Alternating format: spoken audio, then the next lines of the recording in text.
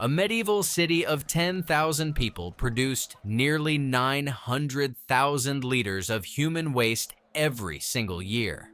Sit with that for a second. Almost 1,000,000 liters of sewage year after year, with no sewer network, no treatment plant, no garbage trucks, none of what we'd call the basics today. And yet, these cities didn't vanish under their own filth. People woke up, worked, sold bread, raised their children, right on top of all of it. So how did they survive? How does an entire city not drown in its own waste, with nothing we'd recognize as sanitation? The answer goes against almost everything you've probably heard about the Middle Ages. Because that story you were told, the one about the reeking, filthy, fly-ridden medieval city, is, for the most part, a lie. And what was actually there instead is far cleverer than it sounds. First, it helps to grasp the size of what these people were up against. In a cramped city with houses packed wall to wall and narrow streets, tens of thousands of people and animals lived in a tiny space. Horses, pigs, cattle on their way to the butcher, all sharing the same alleys. Historian Dolly Jurgensen, who studied waste disposal in medieval Northern Europe, estimates that a city this size generated close to 1,000,000 liters of excrement a year. And that's just from people. Add the animals, and the number gets frightening. Now, here's the first surprise. You probably picture these people as indifferent to their own mess, right? Spitting on the ground, emptying chamber pots out the window without a second thought. But the records show the opposite.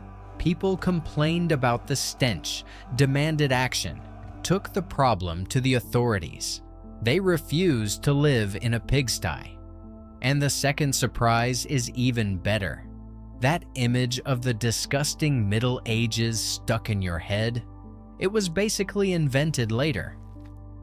Historians of medicine point out that the myth gained traction in the Victorian era, when the industrial cities of the 19th century wanted to see themselves as the clean, civilized opposite of a barbaric past.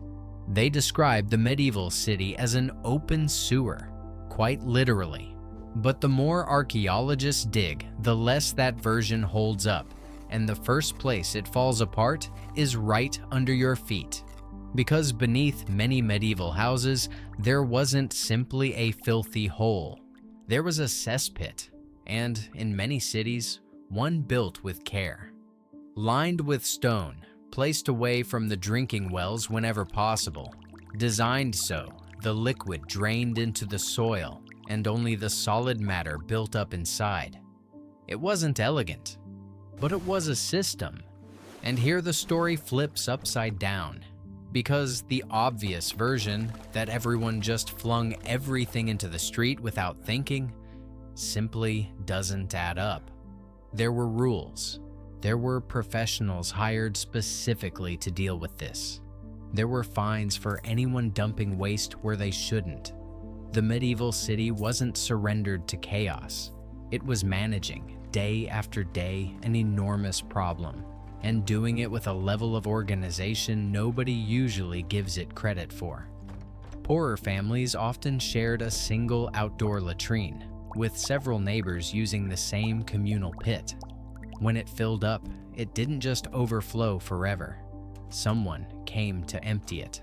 A specific worker, dedicated to that exact job, would appear in the dark of night to do the work nobody else wanted to do. And that man, the one climbing down into that pit in the dead of night, may have been at the same time the best paid and most avoided worker in the entire city. He went by several names, but the most common was Gong Farmer, roughly the farmer of the sewer, because the word gong meant both the latrine and what came out of it.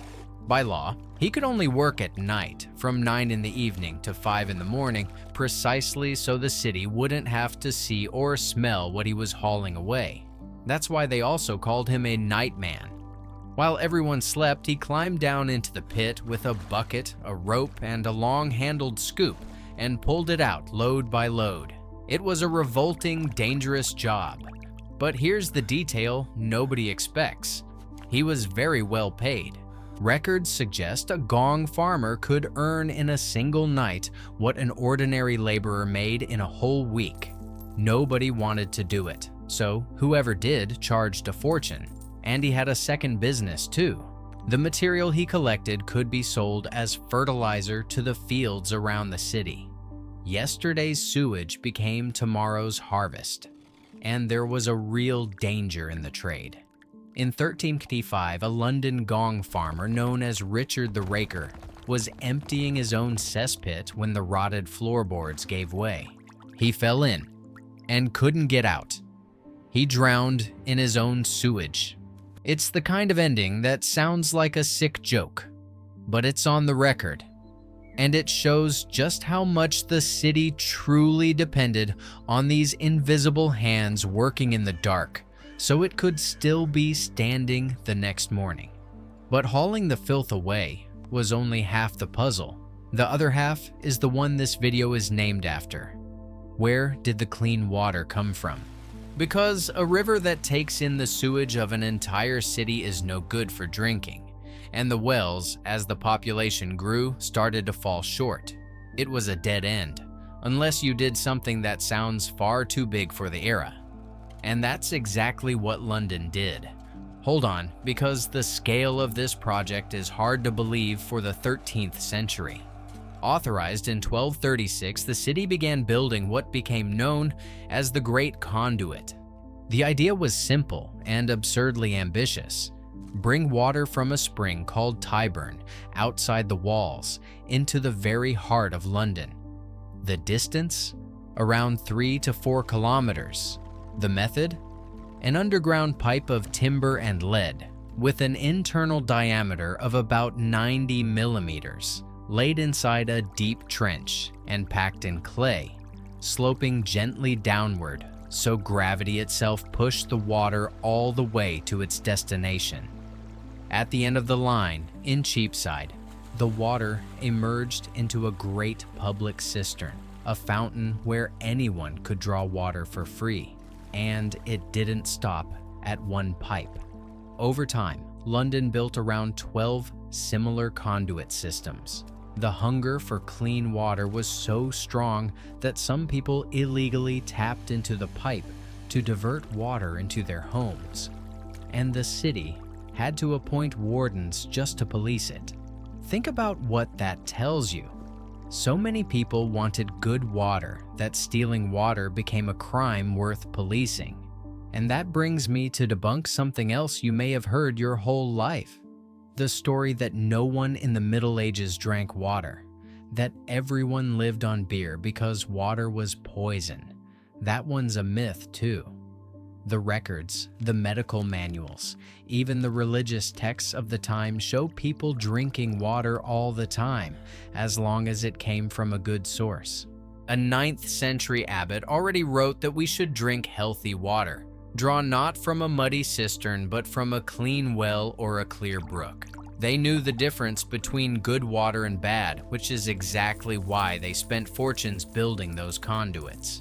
Beer existed, of course, and it was popular, but as food, as a drink for laborers, not as the only alternative to some supposedly deadly water.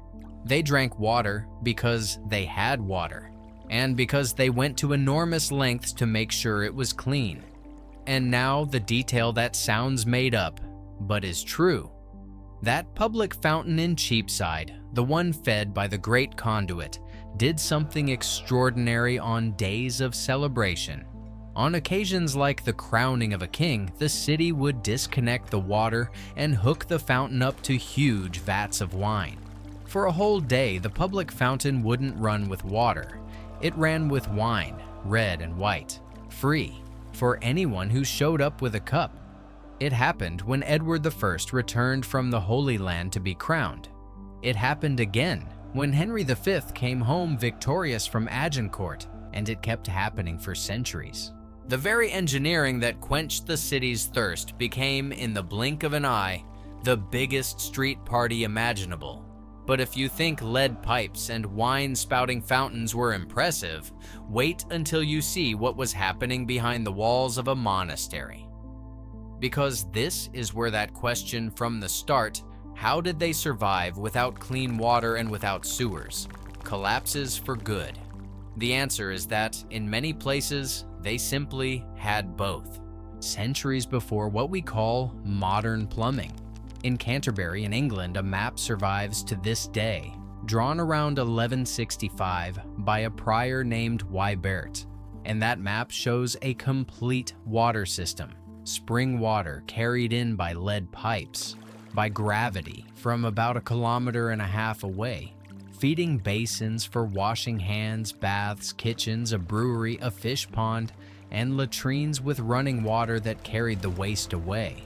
This wasn't a hole in the ground. It was a water and sewage network working inside a single institution, and the Cistercian monasteries went even further, reusing the same water in sequence. First, it turned the grain mill, then it heated the brewing of ale, then it passed through the cloth workshop, then the tannery, then the kitchens and washrooms, and only at the very end did it run beneath the latrines, carrying everything back to the river. A single thread of water doing the work of an entire city, by design, in a cascade. So remember that question in the title, the one about a lack of clean water and sewers? Here's the twist. For those with the knowledge and the resources, it already existed.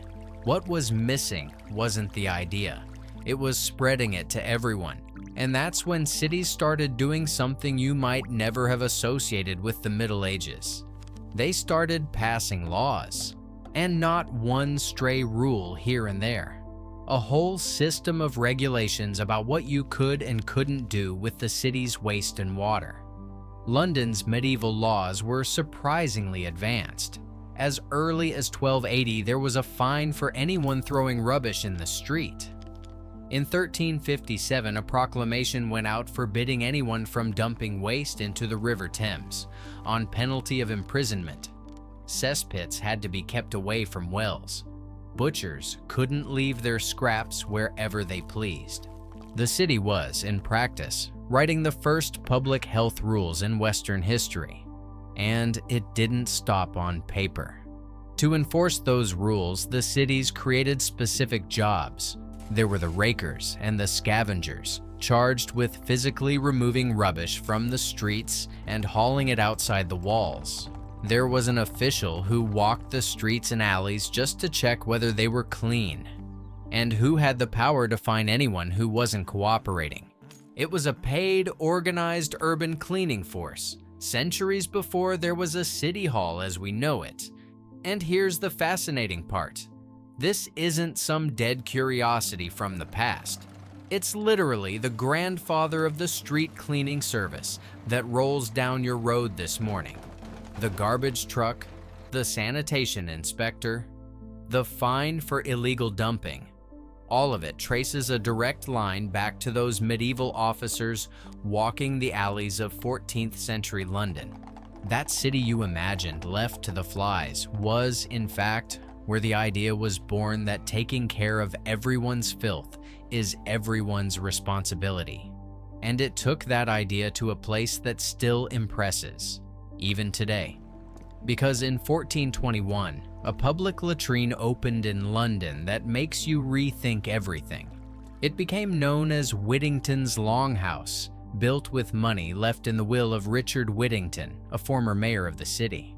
And its size is jaw-dropping. 128 seats.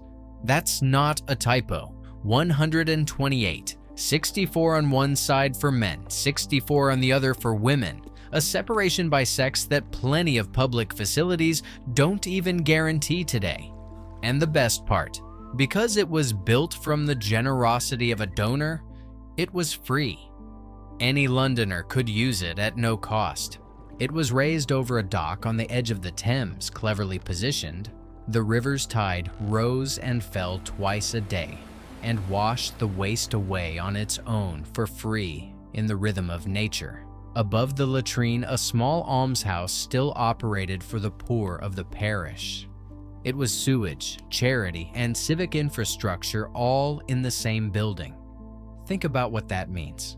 A society that supposedly didn't care about filth built, with charity money, an enormous public toilet free, with separation by gender and natural flushing by the tide, and put a shelter for the poor on top of it. That's not a city drowning in its own sewage. That's a city thinking, caring, solving. So we come back to the question that opened all of this. Nearly 1 million liters of waste a year, with nothing we'd call sanitation. How did these cities not disappear beneath their own filth? By now, the answer is right in front of you.